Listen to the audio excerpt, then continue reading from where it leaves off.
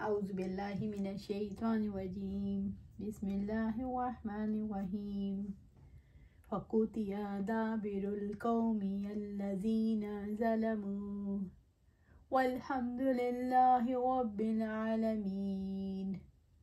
चुनाचे इन लोगों की जड़ काट दी गई जिन्होंने जुल्म किया, और सब तारीफ़ अल्लाह ताला ही के लिए है जो जहानों का रब है। सूरत अल-अनाम आया 45। फ़क़ुतिया दाबिरुल क़ौमि अल्लज़ीना ज़लमू, चुनाचे उन लोगों की जड़ काट दी गई जिन्होंने जुल्म किया। जड़ कट जाने से मुराद ज़ालिमों की अज़ाब से बर्बादी और उनका असबाब से मुनक़ता होना है। रहमत आलम सल्लल्लाहु अलैहि वसल्लम ने फरमाया, जब अल्लाह ताला किसी कौम को बाकी रखना और तरक्की देना चाहता है तो उसे मियाना रवि और पारसाई अता फरमाता है, और जब किसी कौम की जड़ काटना चाहता है तो उस पर ख़यानत के दरवाजे खोल देता है। फिर आप सल्लल्लाहु अलैहि वसल्लम ने यही आयत पढ़कर सुनाई। ज़ालिमों से मुराद कौन लोग हैं? इनसे मुराद मुशरिक हैं। कुरान मजीद में शिर्क को जुल्म और मुशरिकों को जालिम करार दिया गया है। किसी कौम के दाबिरू जड़ कटने से क्या मुराद है? किसी कौम का दाबिर इस शख्स को कहते हैं जो सबसे पीछे आता है, यानी आखिरी आदमी। इससे मुराद पूरी कौम की जड़ कटना है, इसलिए कि आखिरी आदमी बाद में करता है, पहले वाले पहले करते हैं। वल्हम्दुलिल्लाहि रब्बिल आलमीन, और सब तारीफ़ अल्लाह सुब्हाना ताला ही के लिए है जो जहानों का रब है।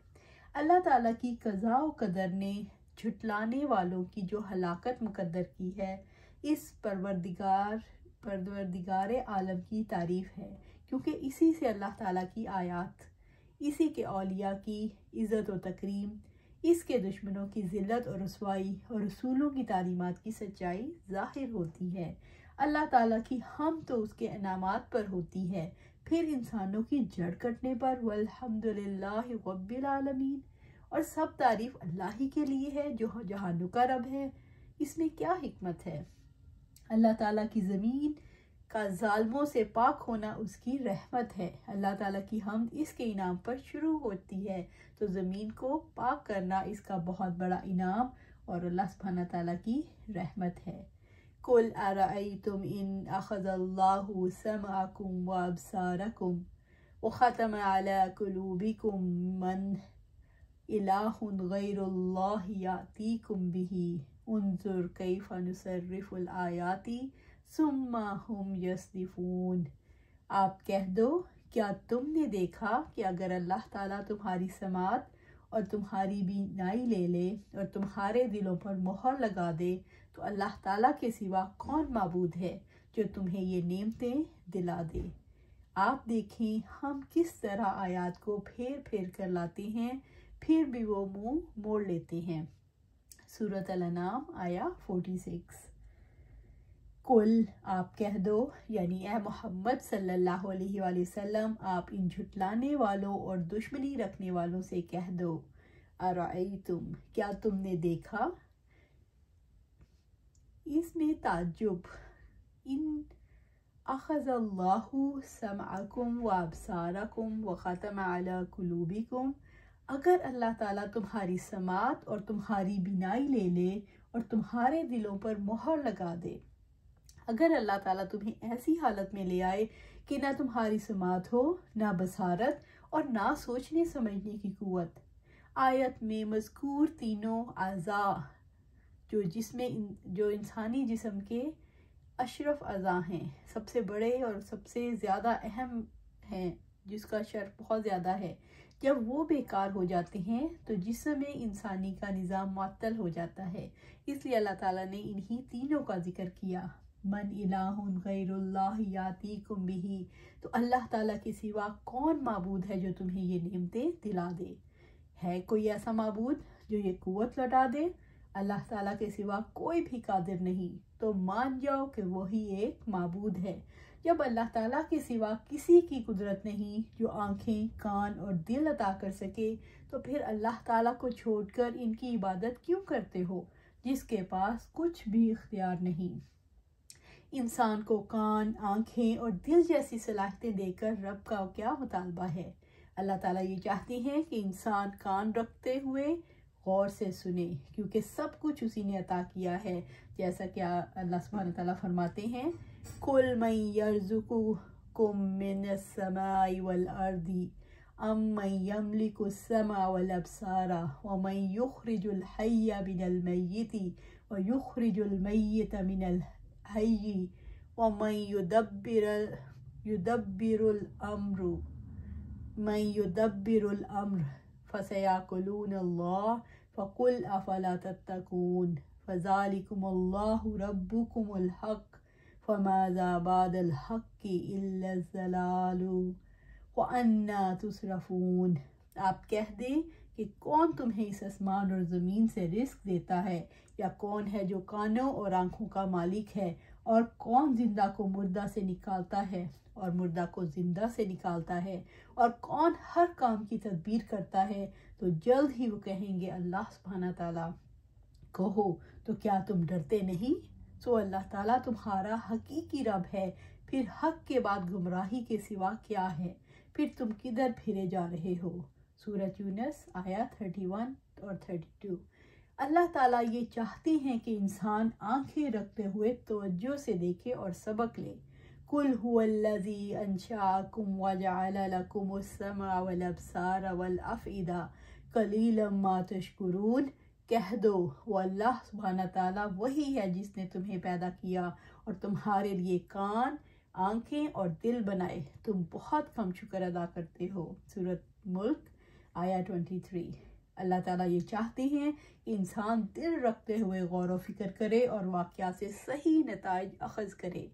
कान, आँखों और दिल को ले जाने से क्या मुराद है?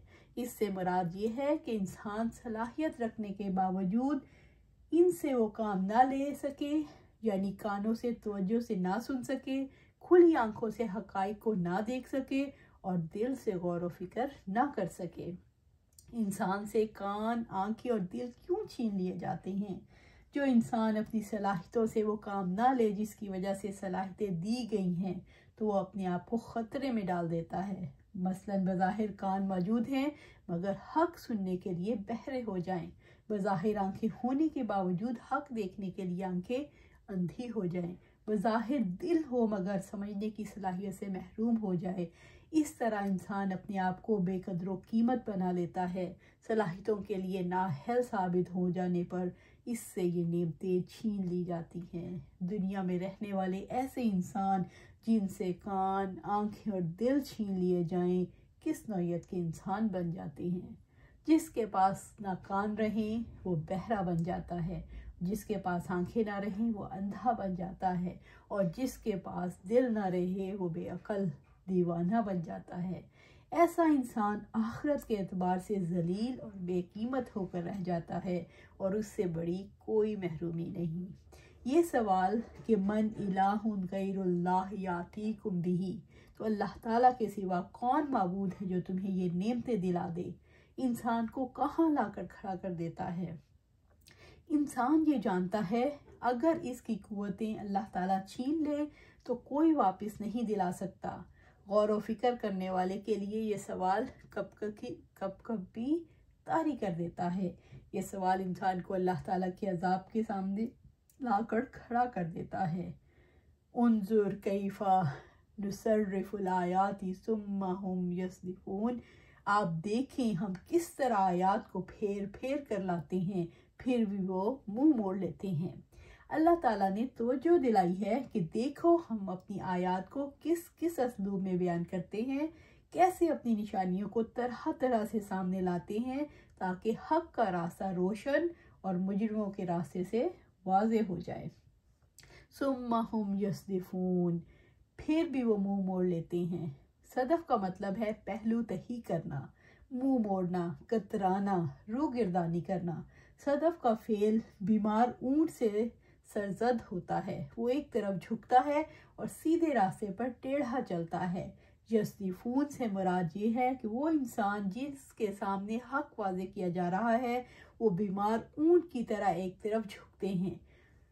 जिस जानिब इनका झुकाव होता है वो हक नहीं होता। वो हक के वाज़े बयान के बाद सीधे रास्ते को छोड़कर टेढ़े रास्ते पर चलते चले जा रहे हैं।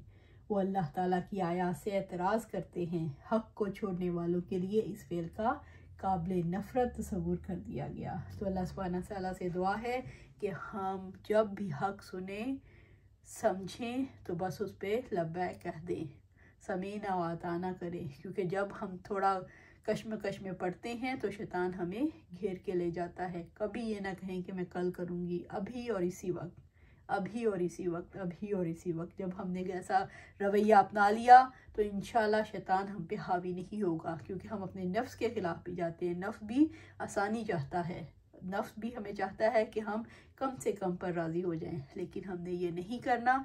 हमने अपने आप को इस ज़िंदगी में आखिरत को तरजीह देनी है, आखिरत को तरजीह देनी है और उसी के लिए काम करने हैं। अल्लाह सुब्हानहू तआला हमें इसमें इस्तिकामत अता फरमाए और हक कहने की, सुनने की और उस पर अमल करने की तौफीक अता फरमाए। आमीन या रब्बिल आलमीन।